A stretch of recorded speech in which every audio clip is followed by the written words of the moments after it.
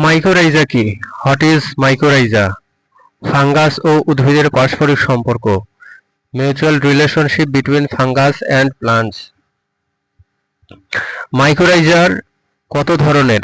Types of mycorrhiza: arbuscular ও endomycorrhiza, ectomycorrhiza and endomycorrhiza. উদ্ভিদের জন্য মাইকোরাইজার উপকারিতা: বেনিফিটস ফর প্লান্টস, পানি ও পুষ্টি শোষণ বৃদ্ধি, enhanced water and nutrient uptake.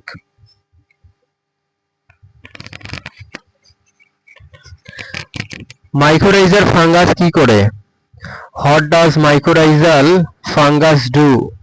মূলে বিস্তৃত হয়ে শোষণ বাড়ায়, এক্সপ্যান্ডস রুট সারফেস এরিয়া। সংযোগ কিভাবে হয়? How does association অকওয়ার?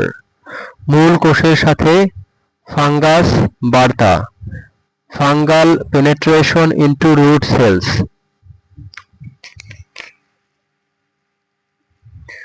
মাইকোরাইজার বাস্তুতন্ত্রের ভূমিকা, রোল ইন ইকোসিস্টেম, মাটি স্বাস্থ্য ও প্রাকৃতিক ভারসাম্য, soil health and ecological balance.